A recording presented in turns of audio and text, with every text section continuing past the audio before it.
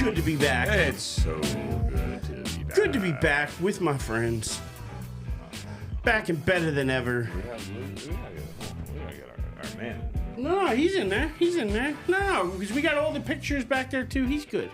He's spelling out the name up top. I mean, technically, yeah. So we got that. Your big ass head's blocking him anyway. Right? Exactly. My head's gonna block him anyway. But that being said, if you're noticing that thing in the back, go ahead, give us a like, give us a share, subscribe, do all the free things. I'm calling because they're all free. I'm I gotta be calling honest. PETA. I'm calling PETA. That Giants picture should be considered abuse. Why?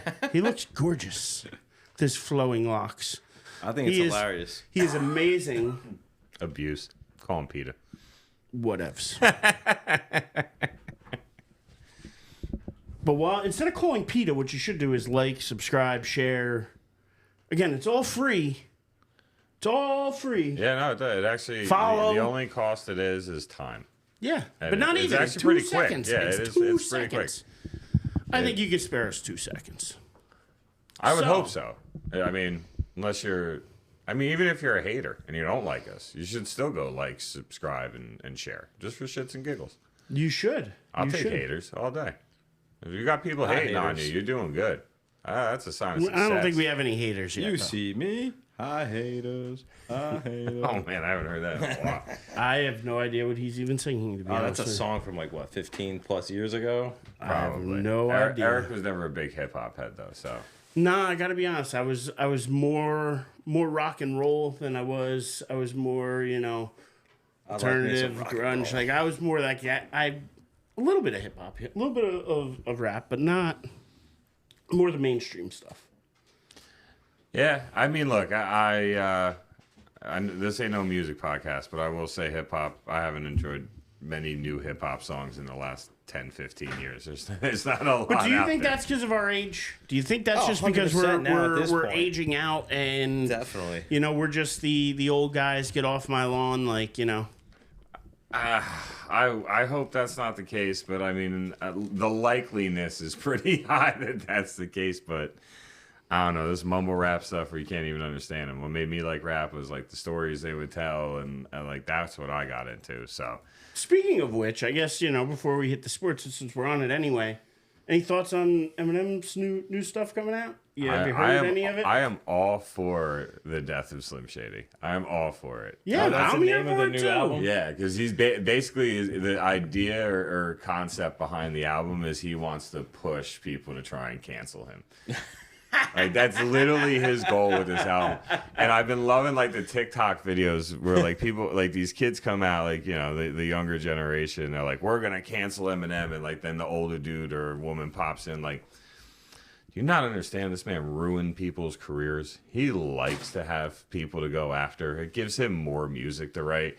Or the videos where it's like the younger generation's listening to some of his old songs and some of the references and things that he would say, and they're like gasping and like grabbing their mouth because they can't believe he actually said that. And I'm like, oh, if you only knew. But that was just him, though. And I'm glad that he's staying authentic to him. So I'm here for it. But again, I also think I'm here for it because I'm old. And he's old. So, I mean, We grew up with Eminem, so yeah, He's like 50 now, I think. He just turned 50. And you got to give him props, too. He's now, I believe, 10 years sober.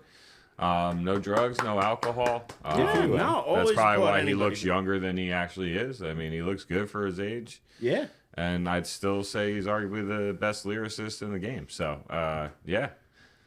But speaking about being the best in the game, I know I'm not one to really go baseball. But I do have to say, even I am aware of the historical and statistical performance that is taking place by Mr. 99, also known as the Judge. The Judge. I mean, I don't know. Like, look, we all know I'm not a big baseball guy, but when you're doing the things he's doing and to realize that the only people you can compare him to haven't played in 30 years, it is pretty freaking crazy and something that I'm sure you guys want to talk about, but even I got to recognize. Well, listen, did you see his fingers just sitting over? He's like, Dave, when are you going to stop, Dave? When are you going to stop? I'm so ready, Dave. When are you going to stop? I didn't trample over you. But either way, I mean, he is having an MVP-like season to the likes of which he had that he's even on a better pace for than he was when he won it in 2022. So, I mean, he is on a historic pace here. He is on a pace where he may hit 60 again. He may hit 60 while hitting over 300 this time, where I think he was in the 280s the last time. I think 270, so, I mean, 280, something like that. He's having one of his best offensive years after one of the worst offensive months he's ever had to start a season in April. I mean, it was practically, but again, he was hurt in spring training, so that was kind of like his spring training and ramp up. And I'm okay with that because, listen, it may mean he finishes the season stronger.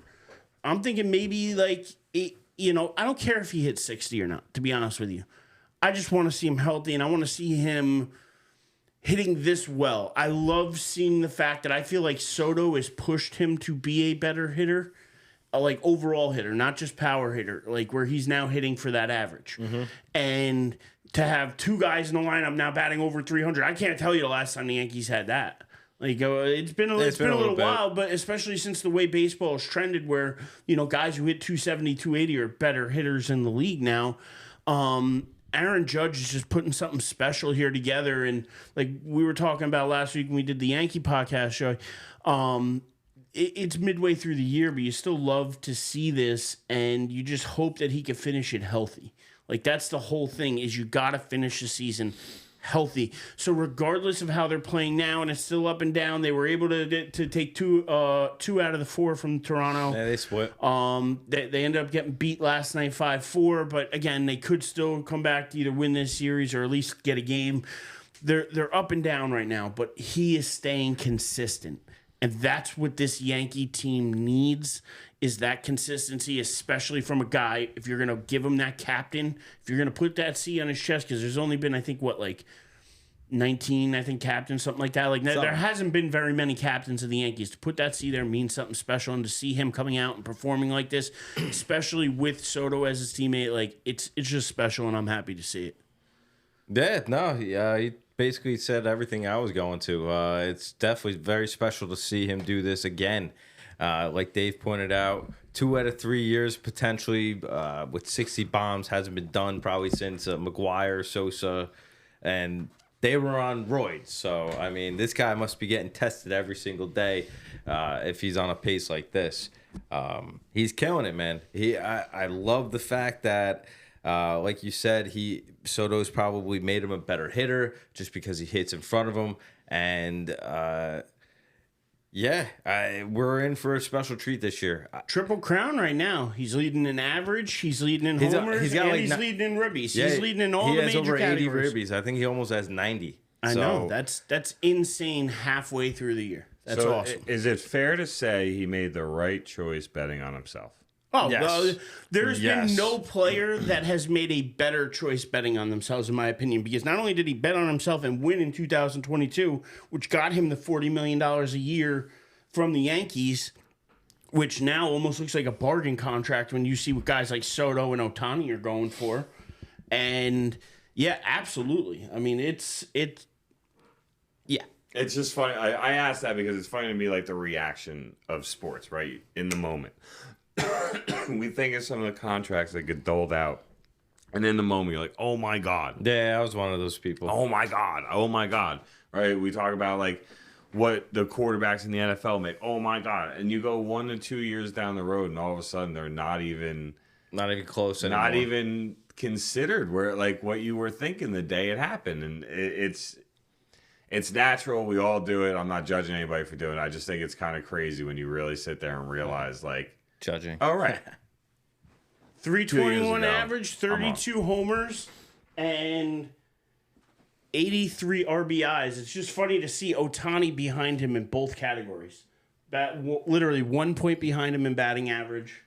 100th of a point, and 5 home runs behind him, but still in second place home run wise. Where he falls off a little bit though is Judge has almost 20 more RBIs than he has. So I mean, I think pretty clear right now Aaron Judge is your favorite. If you're a betting favorite, obviously for MVP, but as a Yankee fan, you just hold your breath every day and just hope and pray that regardless of what happens, Yo, he stay ends healthy, the game bro. healthy. Stay healthy. I don't care if he goes 0 for 4 tonight. Just stay healthy. But also win that Triple Crown. If he wins it, it would be amazing. This year's goals, but to be honest, this year's goals is a World Series or bust. It has to be. When you have only 1 year guarantee to Soto, because there's no guarantee the Yankees are going to pay $60 or more million a year for him. They may offer him something close, but I got to be honest, I don't think the Yankees are going to be the biggest bidders for him in the offseason. So if it comes down to dollars, this is going to be the 1 year you have a guy with his talent. You have to maximize and push all in. Same way that, you see teams going all in all the time. Like, you think you go, oh, I got 1 year left. Like, I got to do this. I got to, So it's that for the Yankees right now. They need this year more than they need any other because there's no guarantee on Ohtani. Even with other money coming off the books, there's no guarantee that they're getting Ohtani back. So let me put something to you. I'm sorry, Soto back. I'm saying Ohtani. I wish. Idiot. Maybe it's because of our pregame, but what if the Yankees continue to slide? All right, let's just say July they crap the bed too, and come by the trade deadline, they're only, we'll say, 8 games up. The Red Sox have called us. Do you trade Soto? And I only ask that because it's blatantly obvious we don't have reinforcements in the system. No, I'm not trading Soto. We don't. We don't have a lot of depth. We traded it all to get Soto. I'm not trading it all to get depth back. I could care less.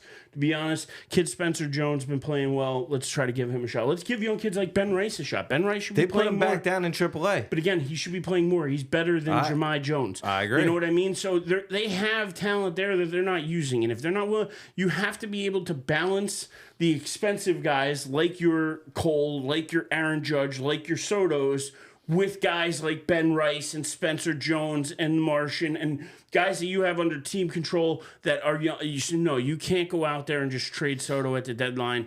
No matter what, this is all in. They're making the playoffs. There's no chance that this team isn't good enough to make it, and any team in the playoffs has a chance. So, that being said, I don't see them at the deadline, even if they're 3 or 4 games back of the Orioles, saying, screw it, let's bring back prospects and worry about the next 2-3 years down the road. Wouldn't just be prospects. I would guess you'd get major league ready prospects. I don't care. It's not worth it. It's not worth it. This isn't like when we sold, the year we sold 2016? Yeah, it's not like that year. And this year is completely different. This year is all or nothing.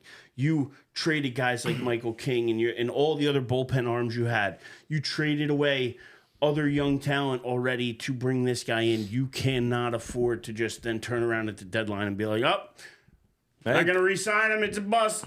Get rid of him. Like, I don't see any world that happens. So, no, I don't think... I'd honestly put a 0... I'm going to die on the hill that I don't think there's any chance Juan Soto gets traded before the deadline. Just wanted to ask. Thank you for the answer. Appreciate Dying on that hill. I think that backs up your point of this is an all-in year, right? Like, that to me, that's what that tells me, and that's what that says. So, if anything, they're buying during the trade deadline, and, there's still a shitload of baseball left. There is. I don't know where you guys want to go next with this, but I mean, speaking of guys and contracts and everything else going on, LeBron James is re-up to be the GM of the Lakers for another 2 years, 3 years, whatever it is. Good job, LeBron. And then on top of that, he gets his son paid millions of dollars, who shouldn't even be an NBA talent, is somehow going to make almost $2 million a year as the 55th overall pick in the NBA draft. And I mean, like, really. Stop it. Get some help. Like, honestly, like, and the fact that their front office came out and tried to justify it, saying that Bronny earned this. He earned it. He earned it. He didn't earn shit. To be honest, I mean, he grew up with LeBron as his dad. Not saying LeBron's a bad dad, but I mean, I feel bad. And all that. The only way I feel bad for this kid is that I feel bad that he had the heart issue that he had that, put him down and, out for a little bit. That I feel bad about. I feel bad for him, I should say. But he grew up in privilege. He grew up with the greatest, arguably one of the top 2 or 3 greatest basketball players of all time teaching him. The only thing I'll give him is it does take work ethic to get to certain parts. Like, regardless of how much talent you have, if you were a complete hack, you wouldn't have made some of those AAU teams. You wouldn't have been able, but he has competed. He does show up. He does put in work, but he still sucks. He still is not his father. And the fact that he gets paid millions of dollars just because his dad is on the team, it's like, it doesn't matter if LeBron gave them a discount or not because he just gave the discount to his kid. I think he got a max deal. And I'm sure he got a max deal. I'm sure he did. But at the same time, like, Bronny doesn't earn that money. If you want to tell me 55th pick comes in, he gets league average or whatever, league minimum, he should be a G League squad player at best, and he's going to be on the Lakers roster next year, and they're going to justify court time for this kid. And I don't care. It's not about the nepotism. I could care less. I don't care. Like, again, Griffey and Griffey Jr., like, they were both great players. You can't take anything away from either one. Barry Bonds, you can't take anything away from them. But Bronny sucks. He sucks. And I gotta be honest, like, that's where my problem is. I have a problem with his skills. They're not NBA deserving skills. Hell, they're not Australian League skills or France League skills. He's barely G League skills. He should have really stayed in college, to be honest. He never would have went to USC if it wasn't for his father playing for the Lakers. And his father dictating where he would go. Okay, where you want to go? Okay, I'll make it happen. We all know what happened. But again, it wasn't like he went to USC and lit it up. He went to USC and sucked. So his average salary, average annual salary, aligns with somebody that's drafted between 22 and 30. In the first round. So a first rounder. So he's getting paid like a late first round pick. This is exactly how I describe his game. No, I thought it generally sucked. I didn't think it was a specific suck. I thought it was like an all-encompassing type of suck. So Timmy, we're going to try to rectify that. But for right now, I'm going to be pretty pissed about it. It's exactly how it feels. He sucks. Convince me otherwise. I don't have the ability to because there's nothing to make you say that he doesn't, but there's also nothing to say that he can't turn into a good NBA player. And by his 3rd or 4th year, he could actually be a bargain for the Lakers. Like there's nothing saying that can't be the case. Personally, I think what you're more likely to see is that when LeBron retires, the Lakers would probably package him and trade him. But I genuinely don't see a justification in what you've actually watched from him to make you say, like, hey, like, yeah, you deserve, like, you got picked 55, but you're getting paid like you got picked between 22 and 30. I don't think there's anything in his game to justify that outside. Like, all he's got is what's on the back of his name or back of his jersey and the fact that his dad basically runs the team. So, but you don't know. 2-3 years from now, like I said, man, that average annual salary could turn into a bargain for him. We don't know. I mean, there's guys in the league that got drafted around, or went undrafted, right? Like that had the ability to make an NBA career and make millions of dollars, right? Like, so there's nothing, going back to what I pointed out before, right? The overreaction to when Judge got that contract or when these quarterbacks get these contracts. Right now, not justifiable at all. 2-3 years from now may be very justifiable, and time will tell. But I mean, he's as likely to be a top, one of the better players in the league, in my opinion, as he is to be cut and not re-signed once his father retires as well. Like the likelihood's the same for both, in my opinion. So, that's really my only thoughts on it. But look, you never know. You really never know, and I mean, I wish the kid nothing but the best. He's done nothing to harm me or hurt me or anybody I care about, so I wish him nothing but the best and hope he does have a successful career because his younger brother looks like he's going to be better than he is. So, they're worse than the Bulls. No, they're not. They're not. They're worse than the Ball brothers. No, they're not. 100%. Oh, you mean talent-wise? Talent. Okay, all right. Because ball, I just think of the dad. And I'm thinking of LeBron as a younger LeVar Ball right now. Yeah, I honestly am, and the way he's promoting his kids, good for you. You're making $1 million, but guess what? They would have been fine anyway. And you know what he did? They stole a spot from somebody who could have been drafted. They stole money out of somebody else's pocket to benefit his kid, which would have been better off anyway than so you know what I mean? This kid's never gonna hurt for money. Does he need the $2 million a year? Or would somebody else have benefited from a rookie deal making minimum wage and been able to make it for their family? All right. It would have been a lot different. I'm sorry, I have to cut you here, and I have to just say this really quick, right? Sports is a business, right? Every single day around the world, there are rich people that give their children a job that their children are not qualified nor deserve. Right, and that most of the time, somebody else over. No, but most of the time, those kids, when they turn it over to somebody that doesn't deserve it, ends up running the company into the ground. The company goes bankrupt, and the company goes out of business. The NBA is going to keep ticking regardless of what LeBron does with Bronny. This is very, very true. And the James family will never worry about money for generations to come, no matter what happens with Bronny James.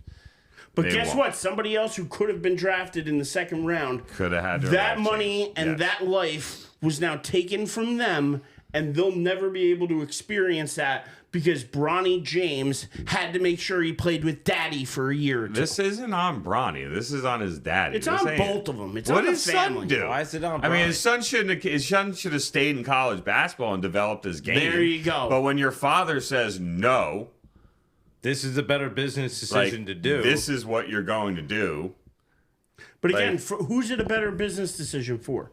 It's not necessarily better for Bronny because he would have developed. It's better for the Lakers. Not really. Why? How is it better for the Lakers? Everything is about money at the end of the day, Eric. Everything is about money. So you can market LeBron James Sr., LeBron James Jr. every goddamn freaking day of the NBA season. To see that? A lot of Everybody people does. I don't know anybody. I don't know a lot of people do, bro. Oh my a God, lot of people love this storyline. It's the first time ever the NBA's ever had a father-son duo come together, and it's with one of the greatest players ever. I hope they treat Bronny the way they treated Caitlin Clark. Oh, he's going to get it worse. He's going to get it worse. I hope he gets every bit of it worse. I don't think so. I think people are going to baby. I think people are going to baby him. No. I think that as soon as he gets the ball, the person who's guarding him is going to be like, "Oh, what's your daddy going to do? He going to come?" Oh, I'm sure there'll be some talk. What's your daddy going to do? I'm saying the physical, the way they pushed Caitlin Clark around, the physical. Of course, they're going to talk trash. Everybody talks trash. I so hope he gets mic'd up like his first game. I can't get him up because he's not going to see the court for more than 2 minutes. Talk up to him. I hope every single fucking player does. Talk all that shit to him. Because you're right, Eric. Oh, my God. He did kind of steal a spot. I kind of thought he was going to have to fight for the roster spot. And no, immediately 4-year deal. However, though, it's a marketing decision. They're going to sell so many freaking jerseys and this and that. It's all a marketing thing. They're going to make a shit ton of money off of this. Yeah, they're going to make a hell of a lot more than the $8 million. Bronny James Jr. or Bronny James, his jersey sales won't reach the top 20 in the NBA. They're not even. Nobody's buying that shit. I get the whole LA area is buying that shit. Number one, and number two, the LA area is going down the crapper. There's nobody even walking around LA anymore. But think about this. You know how many dads with sons that are huge LeBron fans are going to have their LeBron jersey and go buy their son? LeBron fans. I got a feeling his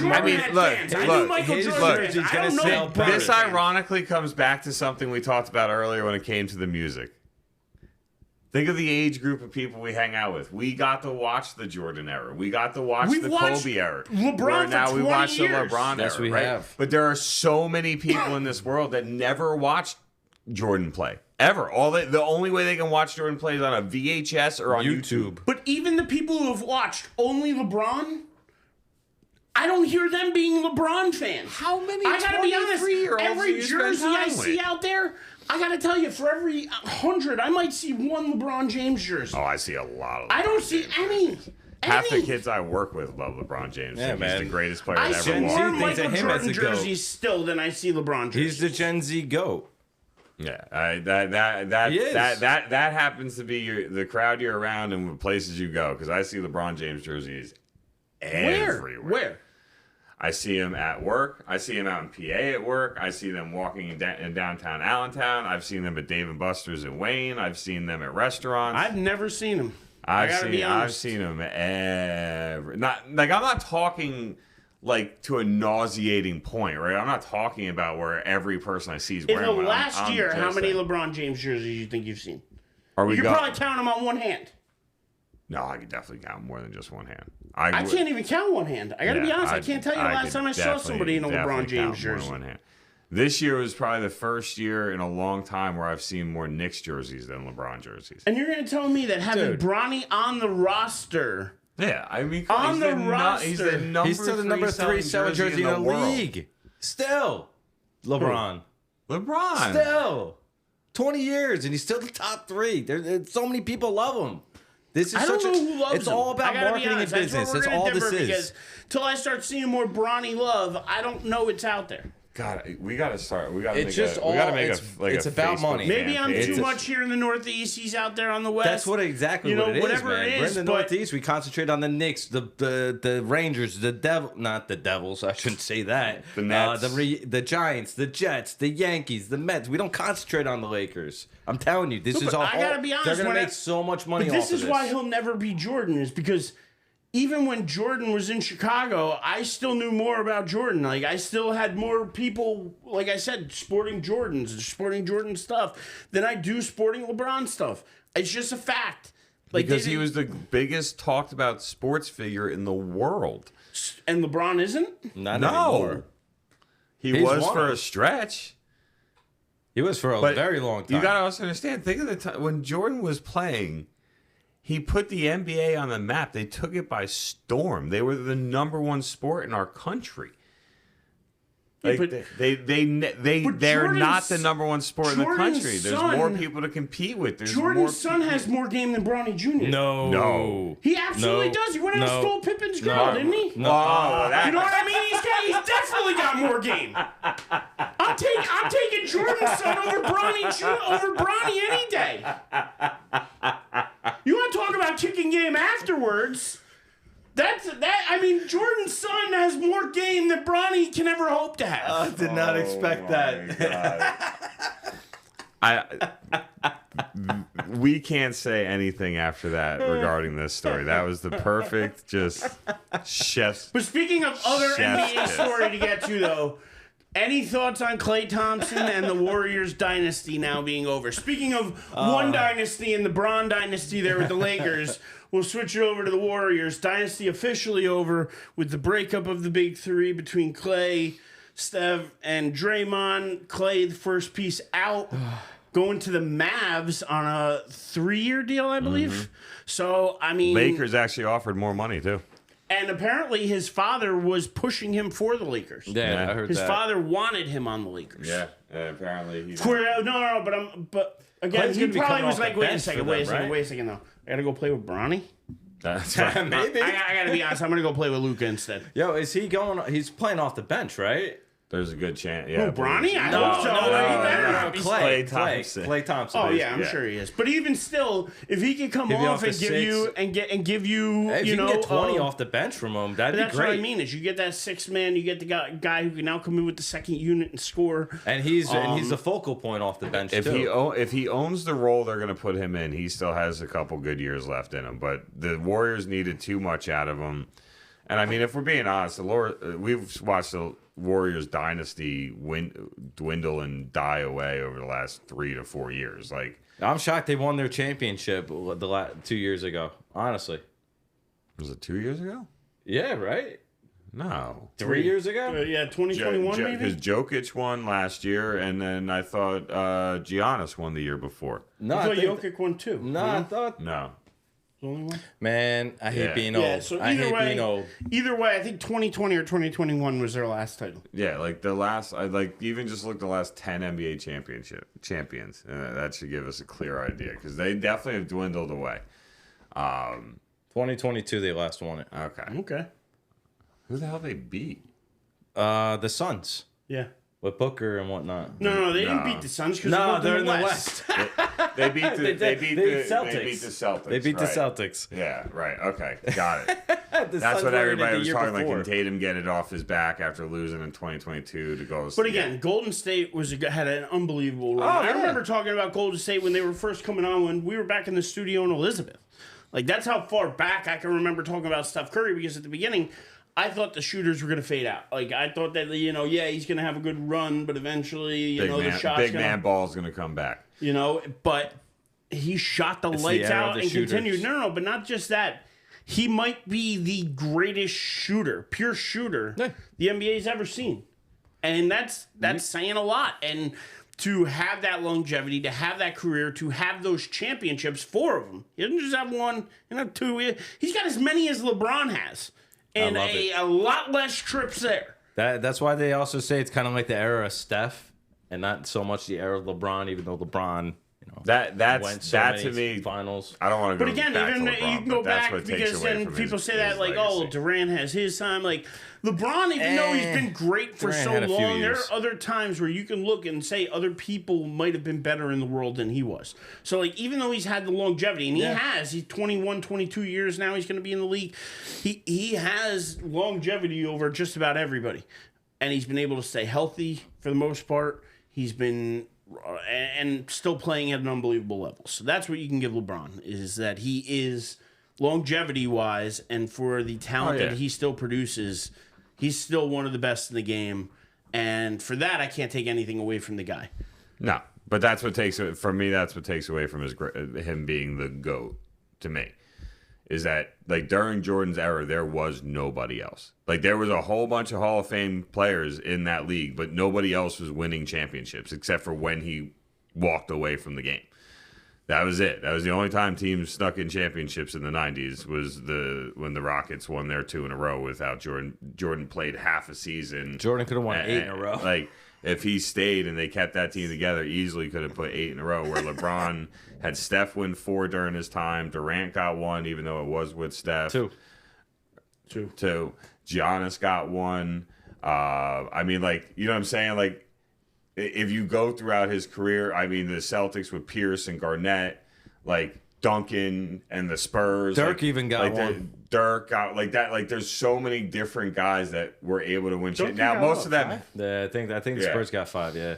But now, don't get me wrong. Most of these teams had to go through LeBron to get it done. But still, that takes away from it. But Klay to the Mavericks, I like it. Where they fell off the most was the lack of depth of guys that could play consistent in the playoffs. That's what killed them in the finals. There was no ifs, ands, or buts about it. I think they still have a lot of work to do. I think they still need to add size. If they can add some size, so now you got Luka, who's all world. You have Kyrie, who can be all world. You have, because they re-signed him, right? Or no? Kyrie, they don't have to. Or they don't have to yet. Yeah. It sounds like a 3-year, $100 million deal. Yeah. So but and now you bring in Klay.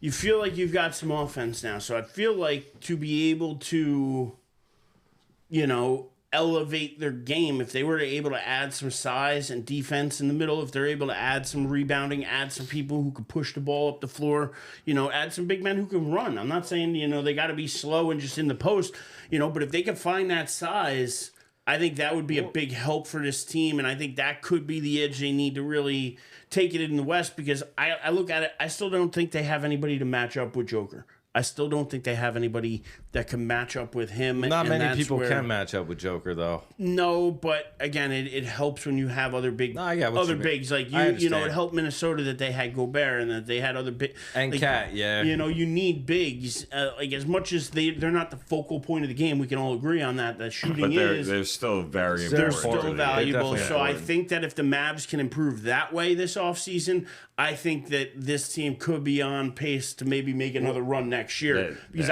I'm with Dave and Joey that I honestly think that this Klay move was a really good move for them. Well, they can definitely improve on that. They had a rookie this year who helped them out tremendously down the stretch and all season long. I believe Lively. Lively. Yeah. But he was coming off the bench from him, so now maybe he starts in a starting role. And he's got to bulk up a little bit. He was a little. But I mean, he's he was a little skinnier. 19, Exactly. 20, he's got plenty of time to do so. So You know, so I think they'll get a little improvement there. Maybe they sign somebody. But I know a bunch of teams need big men.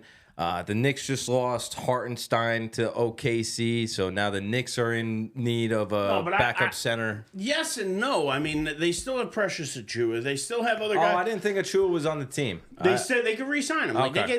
they have options out there, and the fact that even when healthy, like if Hark's healthy and Mitchell Robinson's healthy, Hark's on the bench. You know what I mean? Like Knock on Mitchell wood for Robinson's Mitch. your starter, so. Well, Hartenstein earned the contract he got did. from He OKC absolutely- because of how he's the main reason the Knicks got He after the absolutely injury. deserves Like it. he stepped did, up. and listen, the big. Knicks tried to make room. They actually cleared some cap room in the draft by trading out of 26 and getting the 5 second-round picks and blah, blah, blah. They ended up clearing enough room to kind of re-sign him, but it would have been more of the, I think, like 16 million they or didn't have his 17 full or bird 18. rights, so they can Yeah. only sign him for 17 a year. Yeah, so where he ended up getting 20 30. a year, He got 30. 30 a year with, God, the you know, NBA's OKC. there's so much money out there, so I can't So fault him. He Well, went and got his bag. Exactly. Good for him, but at the same time, I think that is a replaceable piece for the Knicks. But again, Agreed. where are they going to get it? Probably going to be out on a league minimum guy, and I think they need to find somebody high energy. If they can do that to work with that second unit, because Hart's high energy, you know, DiVincenzo, you find another DiVincenzo, big yeah. to get in there with them and high energy, moving the ball, moving the pace, playing good defense. That's what they need to find. I have faith in Leon Rose. I think he'll find it. I love the fact that they went out and got Mikal Bridges because, listen, it completes that foursome there of the Villanova boys. You know, you got New York Brunson, Wildcats. Hart, DiVincenzo, and now Mikal Bridges. The other thing I love about Bridges is he's played, I think it's over 260 consecutive games. Like, he doesn't come out of the lineup. He is healthy, you know, all the time. And that's something that you can't say about Anunoby, who I love that signing. OG doesn't. But at the he same plays time, like half it's the game, half the Mitchell season. Robinson, other guys. So now to have a guy like, because now you know you can count on Hart, you know Mm-hmm. you can count on Bridges, you know you can count on Brunson, you know you're counting on more guys, and you can count on Bridges being there. He plays great defense. He has the ability to score if he needs to. I really like what the Knicks have done in the offseason so far, but again, I think they need to fill that position where Hark left. I think it's a big position, so I'm interested to see who they can go out and get. I don't know who that person is, but so far, Leon Rose hasn't led us astray. And the one thing I'll He's done say, a great job. the best news about it all is that we don't talk about James Dolan anymore. Exactly. Ding, ding, ding, ding, ding, ding, ding. For years, Correct. you heard about Dolan, and you heard about Jackson, and you heard about Dolan, and you heard Oakley. about it was always about Dolan. Sell the Knicks. He said, no, he just needed to get the right leadership in there that he trusted. He's not over there over Leon's shoulder telling him what to do. He lets Leon run that team, and that's what you're supposed to let your guys do. And I think he got a bad rap for a while. I think he had to come out publicly and say some things because the team was so bad for a while. He got criticized, and I just hope that, you know, he enjoys his sphere now, spends more time in Vegas, and, you know, leaves this Knick roster to guys who actually know what they're doing. Yeah. And, I just love the fact that we don't bring his name up anymore. I mean, we talked about the Knicks all year long, and we didn't. I don't think maybe Dolan's name came up once. So that's a pretty good sign. But I mean, while we're in the NBA, I think you also got to mention Paul George going over to Philly. I don't really think that swings the needle much for me. If he can stay healthy and Embiid can stay healthy, yeah, there'll be a tough matchup. It's hard to see them staying healthy, I guess you would say. It's hard to see that. Embiid's never really healthy. Paul George always misses games. Thankfully, they have Maxey, though, and Tyrese Maxey's a nice little all-star, and he tends to. Oh, yeah, and Maxey, they gave a max contract, so they got him locked up for a while. I mean, they have a solid roster. Maxey, Gordon, Oubre Jr., George, Embiid. Like, they got a solid group, but at the same time, who's staying healthy? And I don't know if you can count on Embiid to stay healthy, and I don't know if you can count on George to stay healthy. So that, to me, is where I love the Mikal Bridges. I wouldn't have liked it if the Knicks went out and got George instead. I wouldn't have liked the George move nearly as much as I like Bridges because of the availability. Well, yeah, that's huge. And the money difference, too. Yeah. Oh, and Harden re-signed with the Clippers, which I don't really care. I don't care. I mean, that man is like, if there's anything you want at this point, I want to say about James Harden is like, he's the ultimate businessman. The guy's been able to go and play wherever the hell he's wanted to go and play. He's made hundreds of millions of dollars playing basketball. So, and I mean, when it's all said and done, it's not like he's not really good. It's just he's not somebody that's going to bring you a championship. So, outside of that, I mean, there's rumors of DeMar DeRozan being in a sign and trade and heading to Miami to join Jimmy Butler. Oh, damn. And there's been some other signings, but nothing that really moves the pendulum for me, if you want to know, in my opinion, from the basketball side of things. So, yeah, I mean, Paris Olympics coming up, Team USA. You're going to have all the old heads on the team. Steph Curry's playing. LeBron's playing. I hate it. Yeah, you got a lot of the old heads. I don't like it, man. I really don't. Speaking of which, I think France is going to take. I wish like Brunson was playing. Saw something interesting. Speaking of this, which USA Olympic team are you taking? 92. No. So here are your options, of course. But no. Here's your options. So just starting 5. So I'm going to give you the starting 5 for 3 different rosters. 92. The Dream Team. Dream Team. So this is that 92 roster. So you have Magic, Jordan, Bird, Malone, and Ewing. Okay. Or you have the Redeem Team. LeBron, Kobe, Melo, Dwight Howard, and Jason Kidd. So again, these are all guys in their prime. Or the Avengers Team, which I don't know why they're calling it the Avengers Team, but LeBron, Jason Tatum, Steph Curry, Kevin Durant, and Anthony Davis. I'm going Dream Team. Hey, wait, everybody's in their prime. Everybody in their prime. Okay, because one thing that we need to be clear on is, right, Larry Bird was an honorary starter on that team. Yes, he barely averaged 8 minutes a game because he was at the point where even if you take that into yep. consideration, I'm still taking that team. But either Magic way, was older like, too at that point. Yeah, like if you're giving me any of these teams in their prime, I'm taking the Dream Team. The ability. So say not in their prime. Say as they were. Oof. I'm still taking the Dream Team. As they were. I'm dying on that hill. At that point, I mean, that was when Jordan was literally he was just at his freaking prime. Yeah, 92. Just won 3 in a row. I'm still taking them, but the Malone and Ewing matchups, rebounding wise, you're gonna own them, but. Malone was one of the best scorers. He had a great. They score. both had great mid-range jump shots. There's no ifs, ands, or buts. I mean, Ewing had that gorgeous fadeaway with the follow through, like no question about it. I mimicked it. That's prime Ewing. But being able to spread the floor out and shoot the 3 ball is where it's gonna be. It's gonna come close. And having like Durant be your 4. That's not really a fair matchup for Karl Malone. No, not at all. I mean, on the offensive side, Malone will own Durant. Durant ain't going to be able to body up with Malone. The mailman will deliver on Kevin Durant. But that's where I think you're underestimating him on defense, too. The man can play defense. Yeah, but he wasn't playing perimeter defense. No, where he had the 90s game was 22 different. feet behind him. He had to also protect. 90s game was totally different. Yeah, but again, this 90s team, if you look at it, every one of these guys is Don't tell me 6'6" or better. I just know that every one of them. So you have Magic Johnson, who's at least 6'5", 6'6". True. You got Jordan at least 6'6". True. You got Bird at least 6'7", 6'7". Yep. You have Malone at 6'9", probably, and you had Ewing at 7 foot. Every one of them had length. Every one of them had size. So to tell me that Durant was, he could shoot from the outside, and granted, he's probably going to get some shots off. Overall, though, I don't think that team gets beat.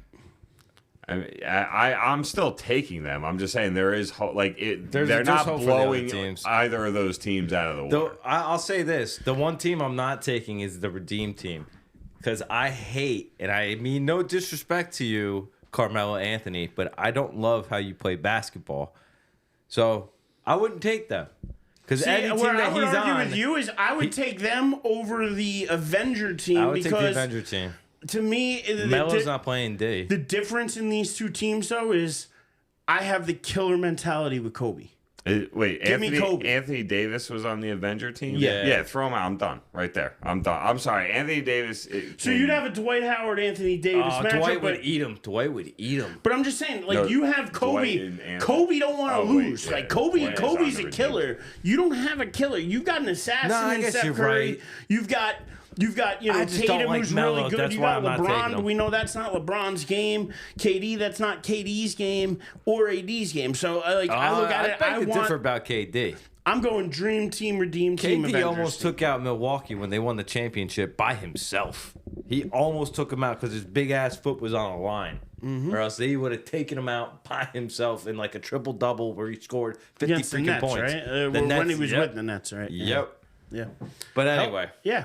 Anyway, That's I a fun- digress. that's a fun I just little thought that thing. was a That's little fun. since Yeah. we brought up But the I would Olympics totally and take the the Olympic dream team. Another thing I think is interesting, just pivoting from the NBA to the WNBA, which we seem to talk about every week now. But, Let's go. I think it's pretty Let's cool go, that, foregone conclusion, Angel Reese, Caitlin Clark, they were going to be on the All-Star team. Regardless of how we felt about whether or not they should have been on the NBA or the Olympic team, they deserve to be on the All-Star team. Absolutely. The two unbelievable girls or women who are absolutely excelling at the sport.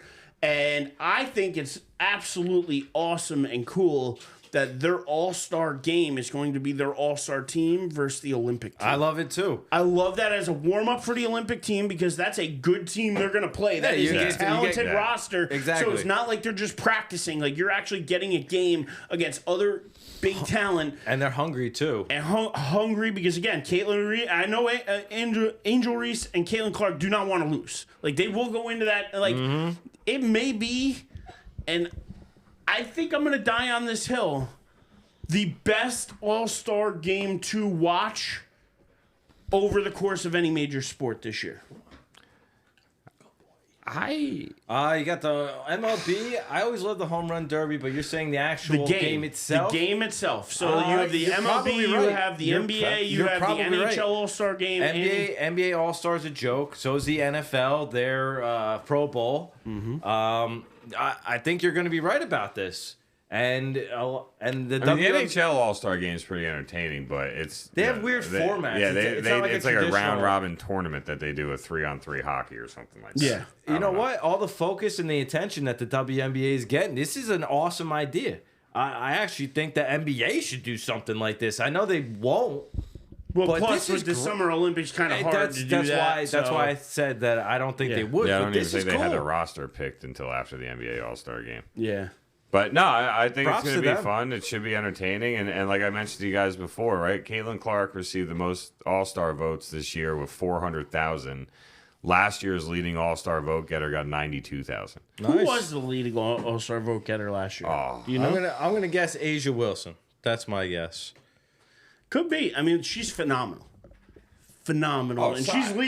she's leading the Olympic team. So That's what I mean. Like if you think about it, like some of these women are ridiculously good at basketball. yeah. Like I would not want to play them one-on-one in my prime. Like no. Like embarrassed. Like I would get whopped. So It was Asia Wilson with 95,000, followed by Brianna Stewart at 87,000. Yeah. Like, so you could add up, like, the top 10 vote getters, and you'll just reach how many votes that Caitlin Clark got this year. Like, she's And bringing the attention to the sport. she's bringing the and eyeballs. That's the one thing you bring can't the money deny. for every woman that played. Like, be the trailblazer and blow this sport up and help every other woman that's played, you know, make some good money and be able to make lives out of this and not just, you know, hope to have a career and then have to go do something else after it. Unless they want to, obviously, but still. Yeah, I'm all for it, man. And I didn't even realize that format until you mentioned it before. So I think that's really awesome, and I think that's a great way to do it. When is the All-Star game? Do we know? I'm sure we do. I don't know it off the top of my head. July 20th. July 20th. July 20th. All right. So That was supposed to be the date of the Tyson fight, right? That was supposed to be the date that think they so, were yeah. fighting. He was fighting Jake Paul, and that got moved to now November. But yeah. So He's still July fighting, I think, 20th. Jake Paul, but he's fighting at nobody. Yeah, the bare knuckle brawler guy. Yeah. No, nobody. It's But on a Tuesday. That's interesting. is that a Tuesday? Going Oh, I'm up sorry. I had August up. on a Tuesday. Yeah, I was gonna Because I was say. like, that. What a weird night to have your All-Star. Like, you want ratings. You put it on prime time on the weekend. Like, The NBA can shell out a few bucks to get you that TV space. You'd think so. I think the only one that plays theirs during the week is the MLB. I think the MLB game is on like Monday night. If I'm not mistaken. You might be right. It's on a Monday or Tuesday. Monday night, the home run derby. Tuesday night is the game. I think that's it. Wednesday's the ESPYs. They're off Thursday and then start and then Friday. Everybody Friday. Yeah, Yep. I think that's it. I can't find the actual full list for this year's 2024 All-Star voting because I wanted to see, like, if Angel Reese got 200,000 and so on. You know what I mean? I would just search how many All-Star votes did Angel Reese get. Oh, there you go. That's actually a smarter idea. That's probably the quickest way to get it. I don't know if it'll get it for you, but that's probably the quickest way to get it. I mean, you got it perfect, the list from last year. Like, literally he had every name with the amount of votes they got just listed out. Like, boom. He did. Like, so. He did, but I'm still getting excited for the Olympics. But when do the Olympics officially start? I think opening ceremony is, I think it's the last Saturday or Friday of July. I think it's like July 30th. We got a ways to wait then. So pretty much by the time Hard Knocks ends, I'll have the Olympics to watch. There you go. And I will have nothing but and that's kind of, I guess, where I hiatus from the show. They start the 26th and they end August 11th. They move quick, man. A lot of people don't realize that. I mean, they do move quick. That's 16 days. And actually, Caitlin Clark received 700,000 votes. Leah Boston was second with 618,000. Look at that. Yeah, Angel Reese got 381,000. Still, let's go. Those were like the final numbers. Yeah, between her and Caitlin Clark, she is having a much bigger impact on her team right now. But she also has a better team around her, which helps. So. Yeah, but I mean, the numbers she's putting up, I mean, she's really good. If she hasn't broken the record, she's on pace to break the record for most double-doubles in a WNBA season. Oh, no, she broke it for consecutive anyway. She broke the WNBA record for that. She's killing it. I want to pivot us next because I think we've beaten the basketball thing here pretty good. But I want to pivot us to our last topic here, I think, and that's the world of football. Because as Joey sits in front of his new beautiful green Rode microphone there. There it is. Still in frame. Yep. And in frame. Anyway, it's there. Dave's got a nice red one. Either way, his green one reminds me of the Jets. And I want to start there because a new report came out. And I don't know if you guys have seen this report. But apparently, Aaron Rodgers is missing training camp. Or mandatory OTAs to take a hiatus, not for ayahuasca in the woods, but because it was time to apparently go see the great pyramids of Egypt and visit the Middle East. He's the leader of your team, Joey. You can't sit here and tell me that this is the way and you want the leader of your team acting or conducting himself. Why wouldn't he want to be there? What do we got there? You're laughing about something. No, nothing. Keep going. No, I'm good. I want to hear from you. I was just typing into Google if Tom Brady ever attended OTAs for the Bucs, and it says that he had the right to skip the voluntary workouts, but we're not talking about voluntary workouts. Everybody has the right to skip. We're talking about non-voluntary workouts. And now we know why it was unexcused, but they were okay with it. They had to be okay with it because Rodgers said, I'm going to do this, so they had to be okay. But of course, they're not going to excuse an absence like that because who the hell, you know when OTAs are when the season ends. They give you an itinerary of the offseason. You know this. They didn't spring this on you. They didn't call you up the week before and say, we need you in the building. You knew this. You planned your trip knowing this. What kind of leader are you? I'm sorry I question it. I know he's great. I know he can be great. But he hasn't been great in a few years. And is he going to be instantly able to turn it back on after an Achilles injury the way he is? I know Jet fans are sitting here like, it's no big deal. You cannot tell me it is not a big deal. I'm sorry, Joey. You're more upset about this than me. How can you not be upset about it? Because, dude, he has our organization by the cojones. But is that a good thing? Is that something that Jet fans like? Are you happy with this? He's better option than Zach Wilson. He still has a good arm. We're kind of just at his will. So if you want to tell me he's gonna miss OTAs, okay, bro, you better show up. You better show up during the season because we're gonna annihilate you if you start 1-3 and the offense looks atrocious. And then we're all gonna come back to this. We're all gonna come back to you weren't there. You were in Egypt looking at the freaking pyramids. Maybe you were meeting the aliens that rule the world. I don't know. Maybe he's rubbing bro. the Sphinx. You don't know. I have no idea. But this organization is at this man's whim. So By choice. By choice. You are correct. We did make this trade. So, hey, man, I just think it's a drop of the ball on the, not the marketing department, but whoever does like our media department, because they knew about this for a month. They knew about this. They could have handled it better than what they've done, and it's kind of a big deal. Why wouldn't he just reschedule it? Like it's easy to take this trip. We don't know what's gonna happen tomorrow, man. He had to go see those pyramids. So why didn't he see him in March? More important to see him. Maybe during March isn't a good time to camp. travel to Egypt. This is the only good time to travel. I mean, come on. I genuinely have no To idea. be completely honest with you, I don't like that. I want to see my quarterback there, but the team excused it. Well, didn't excuse it, but the team knew about it. It seems as though the players didn't really care. If the players don't really care, I'm not really going to care. Stop it. Get some help. I just have one question. When has Aaron Rodgers ever been considered a great leader? He's always been considered a diva quarterback. He's always been considered a guy who thinks he's better than everybody else. When you show up to practice and when you show up and you build the rapport with your team, I don't disagree with you. All I'm saying is nobody's ever called Aaron Rodgers a great leader or a leader in general. I'm calling him selfish. Shout out to Carl in the That's chat. not surprising at all. Because he is. He always has been and always will be.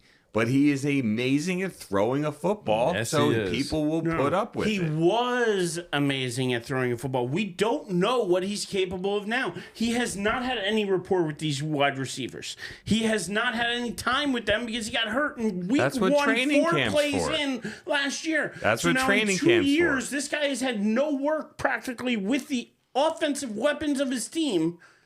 That's what training camp's for. But again, you know, because they're going to baby him in training camp. You know this. So he's not going to he's not going to play in training He'll play camp. in He's not gonna, 7-on-7s.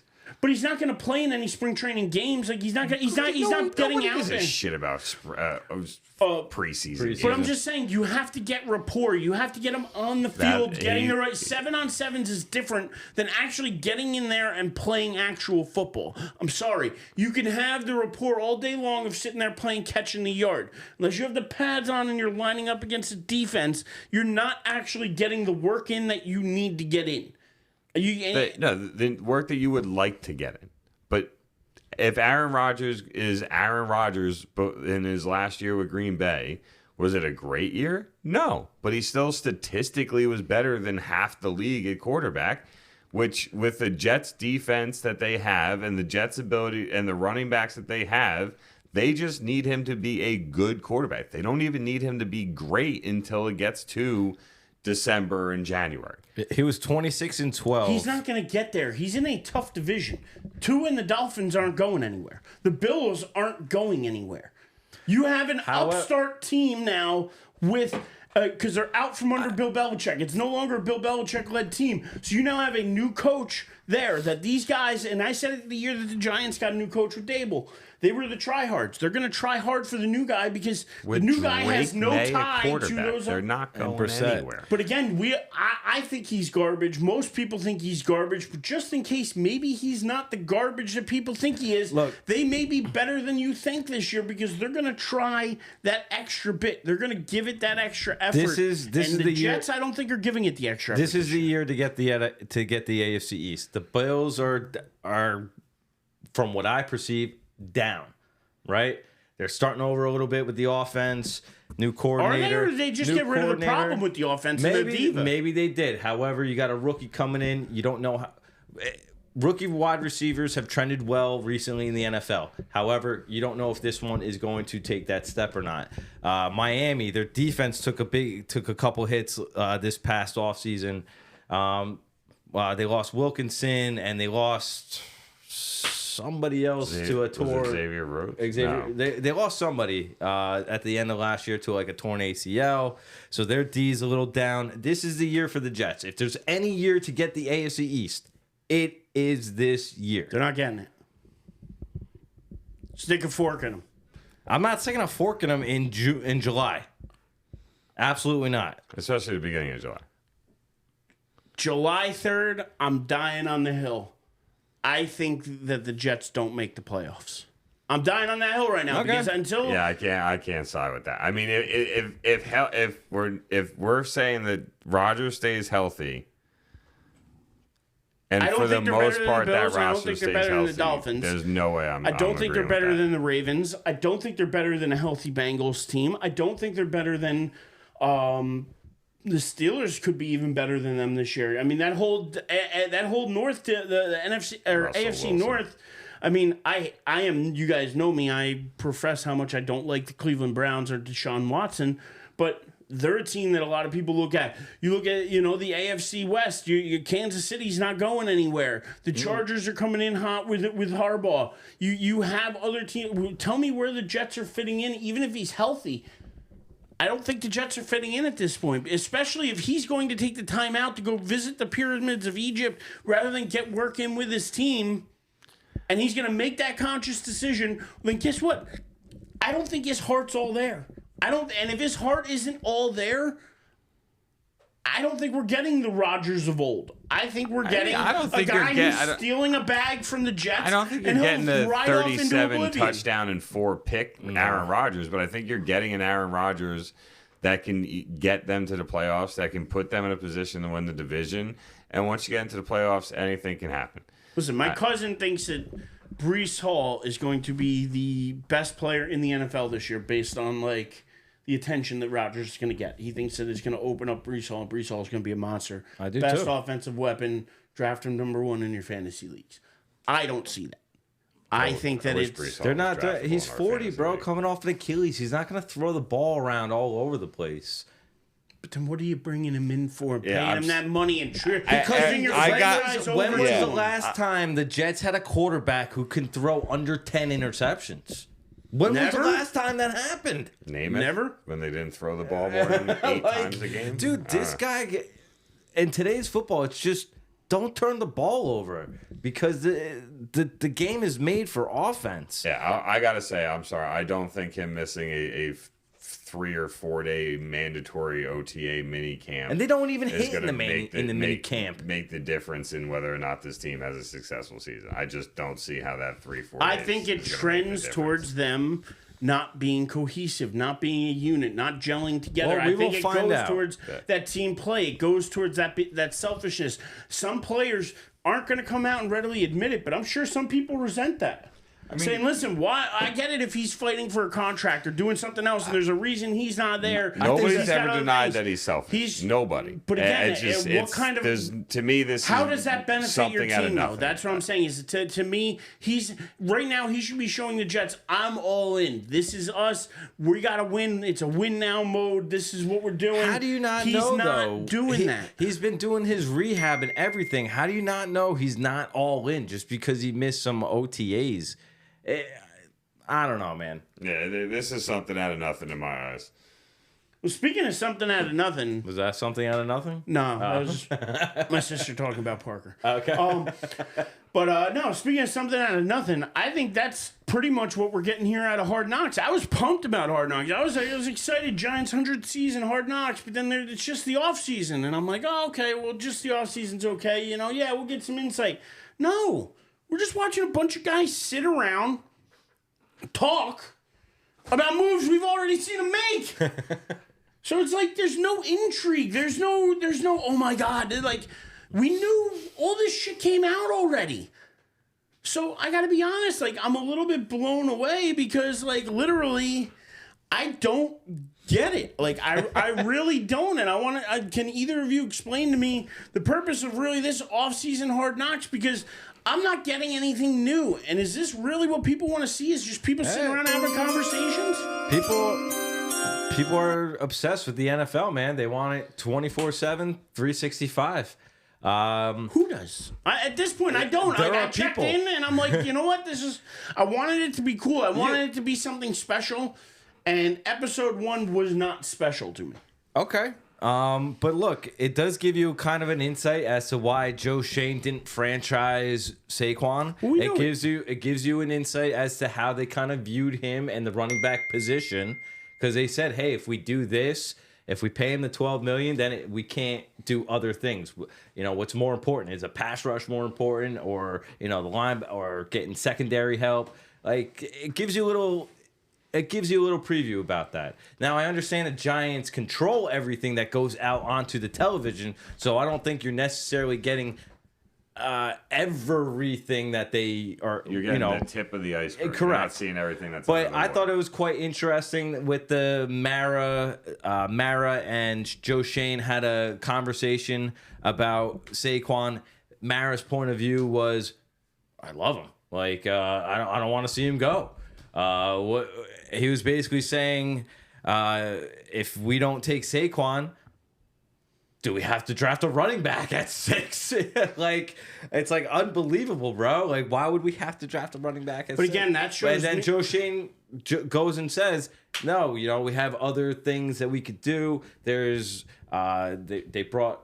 There's just, I think it just gives you a little bit of an idea of what the GM goes through. But that's what I don't like about Schoen, though. So I kind of wish I didn't see that conversation, because that conversation to me showed an ownership who has loyalty, showed an ownership who wanted to keep a franchise guy and whatever. And then you see them sitting in a room talking about Barkley, and they're like, oh, well, and he says, somebody brings up, well, why not, whatever. And he's like, oh, well, why am I going to have a $40 million quarterback sitting here and have our offense go through a $12 million running back?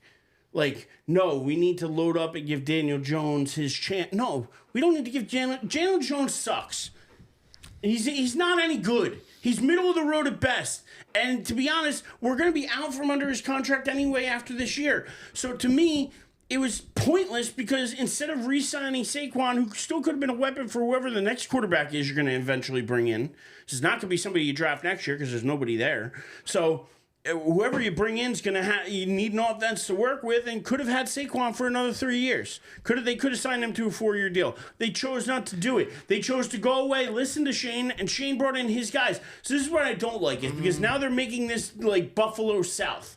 They're making this like, but it's true. And granted, I like some of the things they did in Buffalo, but I was hoping they'd come here and not just take guys they had there, whether it's Singletary or whether it's Isaiah Hodgins, whether it's whoever. Like, it just seems like they're in their opinion, they're like, oh, well, we'll get rid of Saquon, but we'll bring in Singletary. And it's like, no, but why? Like, that guy, I get it that you had him in Buffalo and you thought that there was something there, but he's not Saquon. And now you let Saquon go to your division rival, who's now has a stud offense, and when they add a piece like him, makes them even better. So you've now made your rival better while making your own team worse. I just don't get it right now. So I'm going to have to see it during the season. But right now, I don't have a ton of faith in this current Giant roster. And I don't think Daniel Jones is going to show up the way Shane thinks he's going to. So are we talking about Hard Knocks or the Giants roster? It goes to that. He's kind of talking both. But Shane addressed that in episode 1. He was talking to Frank Gore. Frank Gore is now a part of, I believe, scouting with the San Francisco 49ers, which is kind of cool. But anyway, they showed him talking to Frank Gore, and he blatantly said, Saquon is 27. There's all this data that shows after 27, it starts going downhill. Their speed isn't the same, the acceleration isn't the same, and they even said he had over 300 touches a year at Penn State, so that's even more mileage, more wear and tear on the player. So they didn't want to invest that type of money into the player when they had other holes to fill. That's it. But again, they didn't fill the holes. Business. It's a business. I understand. I understand you're saying Buffalo South. But they got Devin Singletary on what, a 1-year deal? But it's Buffalo. But again, it's a 1-year deal. They're going to draft somebody next year because this year's running back class was crapola. It's a 1-year deal. It's to somebody who knows the system, doesn't need to learn it. you're making it seem like they made a 4-year offer to him. No, I think, again, they did what they did last offseason. They picked Daniel Jones over Saquon Barkley. And because of that, if you want to go back to last year, then yes. But I think that bled into this year because they said, okay, well, same thing. We believe more in Daniel Jones and we believe in Saquon Barkley, so we're going to let Barkley walk. Screw it. We got Daniel Jones still. We're going to give Daniel Jones all the backup he needs. And instead, this roster right now is not as good as it was last year at this time. I beg to differ. I think this roster is better than last year. Neighbors could be good, but he's not going to be good with Daniel Jones. He's not. They're not going to get the ball out fast enough. We'll see. I think the O-line's going to be better than last year. They invested in the free agents. I believe they signed a couple guards. I think they're going to be better. I honestly do. I think the Giants are going to be a 500 team vying for the last wild card spot. I'm not saying they're going to get the last wild card spot, and then their defense. They're at best the third best team in their division. And then at best, we don't know that yet. Every year is different. A couple years ago, did you think the Giants were going to make the playoffs and win a game? No, that season was supposed to be their rebuild. That season, they tried harder than everybody because Saquon needed a contract, Dexter Lawrence needed a contract, Daniel Jones needed a contract. The only hope and saving grace for the Giants is the fact that Daniel Jones is practically playing for the other 2 years of his contract. Correct. But that's it. But again, even still, I 100% expect, even if he has a good year this year, to go back to sucking next year because he only steps up his game when he needs to. And to be honest, he doesn't have the heart I thought he was going to have when he got here. I am not a Daniel Jones guy. I never will be. And at this point, the fact that they chose him over Saquon just still bothers me. And it goes back to this Hard Knocks, to bring it back full circle. I was going to say, I mean, at this point, we might as well start our training camp previews. No, but this is what they talked about, though. This is the stuff they talked about in Hard Knocks. So it's like, but again, you're just listening to guys sitting around talking. You're listening to them, how they figured out, like, how Burns became available and other things. Like, you see little things like that, but it's just guys sitting around talking, which, I got to be honest, to me, training camp's a little bit... Like, you get a little bit more out of it. Like, this off-season thing is pretty boring. The characters. This is pretty boring. And you got the training camp fights and, the this is off-season, so it's all general manager stuff. Yeah. I probably won't watch a single episode of it. That's okay. Especially based off of the reactions I'm hearing. I probably won't watch a single episode of it, but I'll let Mom know in case she wants to watch it. That's about the best I'll probably do with contributing to ratings for the show. So... Well, speaking of contributing to the show, though, do all those free things. Subscribe, share, follow. And I think that's going to pretty much do it for us here this week. So, I mean, Joey, why don't you tell them where the people can find you? On Instagram, at JoeyDoth47. The Doth stands for Die on This Hill. Yeah. I'm so glad you explained that. Mr. Dave Hastings. I was like, what's Doth stand for? David Hastings 23 on Twitter. Holler at me. Do all the things. Like, subscribe, share, follow. Especially share. Get more and more people into it. At Die on This Hill on YouTube. At The Living Legend on X. And until next time, don't be afraid to have an opinion and die on this hill with us.